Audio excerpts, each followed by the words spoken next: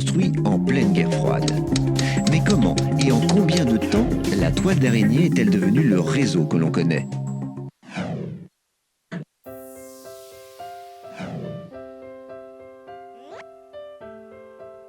Cette année-là, le ministère américain de la Défense lance le programme ARPA, un réseau capable de supporter les conséquences d'un conflit nucléaire.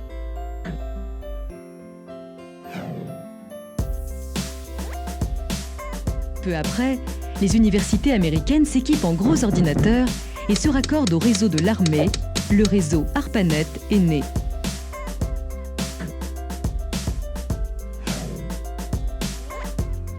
Suivent alors les premières connexions internationales à ARPANET à partir de la Norvège et de Londres.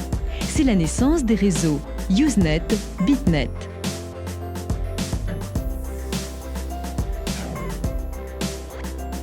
Avec le protocole TCP/IP, tous les réseaux sont interconnectés. Internet, réseau des réseaux, est né, tandis que la même année, les militaires s'en détachent.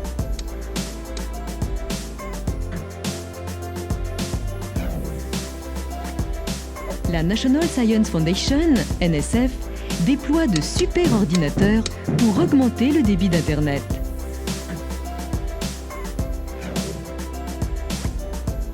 Des fournisseurs privés, les routeurs, poursuivent l'expansion d'Internet. Par leur intermédiaire, les entreprises commencent à se raccorder. Puis les fournisseurs, qui ouvrent Internet au grand public.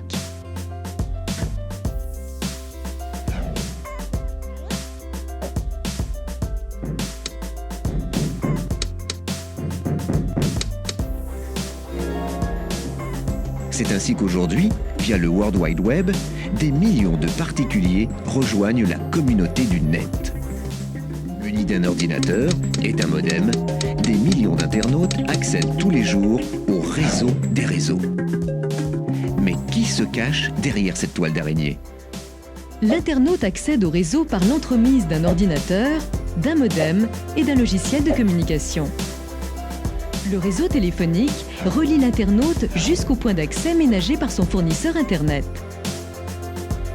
Le fournisseur d'accès loue des accès Internet aux particuliers, moyennant un abonnement mensuel. Le routeur gère des zones d'Internet à l'échelle nationale ou internationale et vend ses services aux fournisseurs. Institutionnels ou privés, des réseaux à très grande vitesse acheminent les données d'un continent ou d'un pays à l'autre. Les supports du réseau sont les serveurs dispersés aux quatre coins du monde. Ils offrent aux internautes l'accès à toutes sortes d'informations. Les logiciels de courrier électronique modernes offrent des fonctions qui facilitent toujours plus la vie des internautes, comme la relève automatique du courrier ou le tri des messages selon leur contenu. Chaque ordinateur relié à Internet est identifiable par une suite abstraite de 4 nombres, l'adresse IP. Mais pour les internautes, la seule adresse qui compte se nomme URL.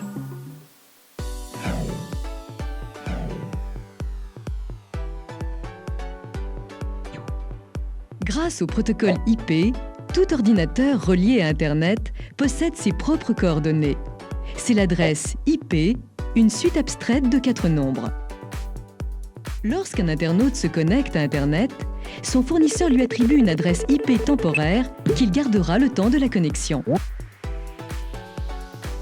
L'adresse IP étant trop abstraite, les techniciens du net ont inventé les noms de domaine afin de donner au serveur un nom plus facile à retenir.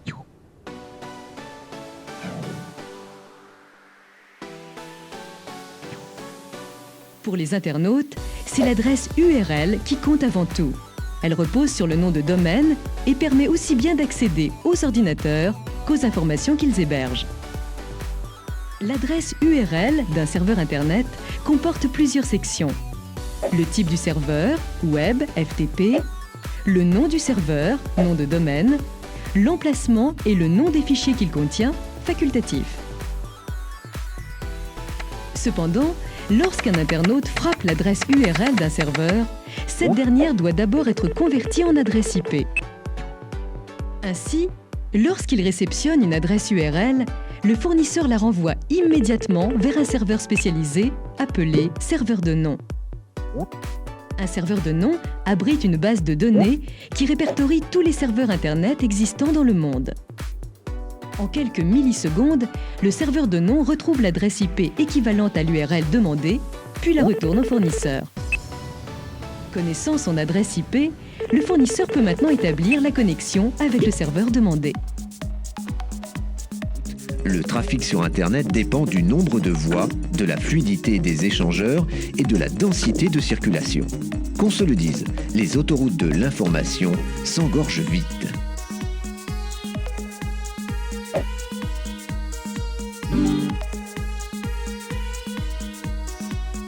Internet est né de la réunion de réseaux publics. Universitaires et centres de recherche sont les premiers à en profiter. Dans un second temps, de grands réseaux privés s'y sont greffés. Cela pour répondre à l'afflux des professionnels, puis du grand public. Les lignes terrestres acheminent aussi bien de l'Internet que du téléphone.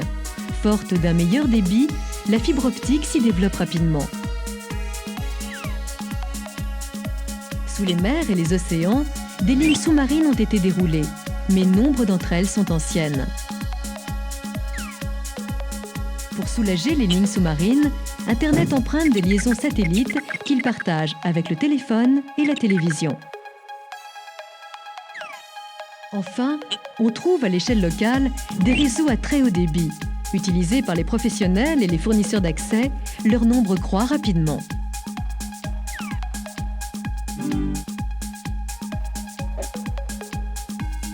Toutes les liaisons n'ont pas le même débit. Internet possède ses autoroutes, ses nationales et ses départementales. Le débit des lignes s'exprime en mégabits par seconde. Il oscille entre 0,1 et 150 mégabits par seconde pour certains axes interurbains.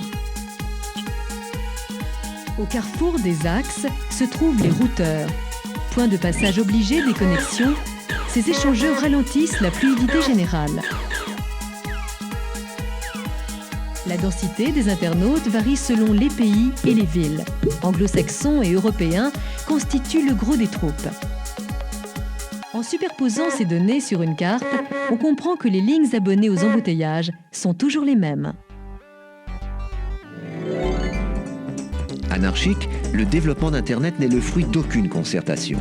C'est pourquoi de vastes zones du réseau sont reliées entre elles par des connexions sous-dimensionnées.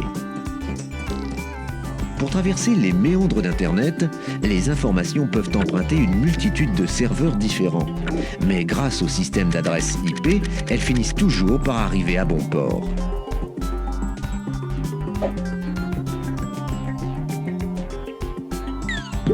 Julien réside dans le sud de la France et veut consulter la page perso de son cousin Olivier, étudiant à Chicago. Julien se connecte par modem au point d'accès le plus proche de chez lui. Pour le temps de la connexion, il se voit attribuer un numéro qui l'identifie clairement sur le réseau.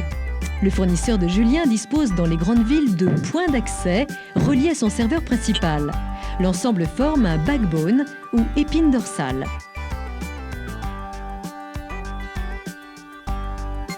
Julien a tapé l'adresse URL de la page de son cousin. Cette adresse sera convertie en adresse IP par un ordinateur spécifique appelé serveur de nom. Car sur Internet, il n'y a que l'adresse IP qui compte. Ainsi, le premier nombre de l'adresse IP désigne une zone géographique. Chaque routeur a en mémoire l'architecture du réseau. Grâce à l'adresse IP de destination, la connexion de Julien est aiguillée tout au long de son trajet. La fin de l'adresse URL permet de retrouver la page d'Olivier sur l'ordinateur de son fournisseur d'accès.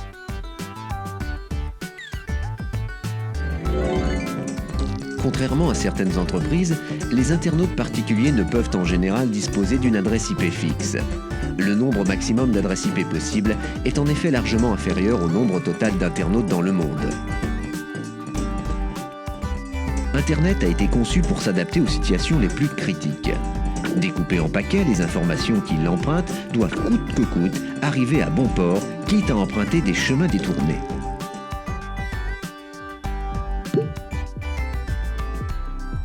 Julien va recevoir la page perso de son cousin. Mais avant cela, les fichiers qui la constituent vont être découpés en petits paquets.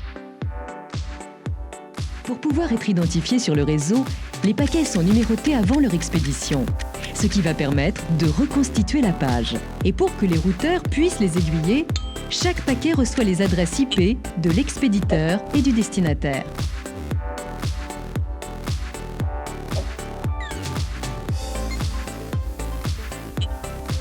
Lorsqu'un routeur reçoit un paquet, il renvoie un message de confirmation au routeur précédent et ainsi de suite.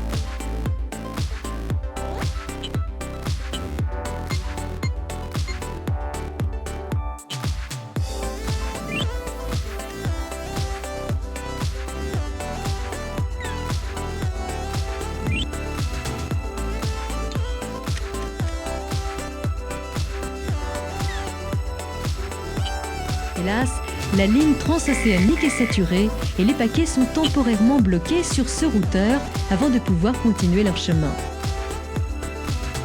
Informé de cet encombrement, le serveur de Chicago expédie les paquets suivants par un autre chemin.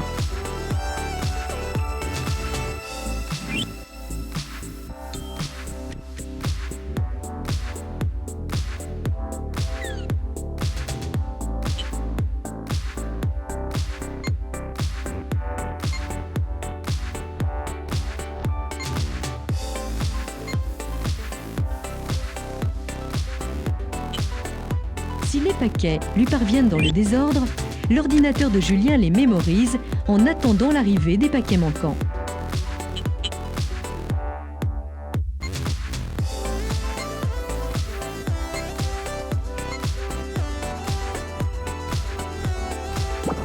De temps en temps, des paquets se perdent. Comme l'accusé de réception est incomplet, le routeur d'expédition renvoie le paquet manquant.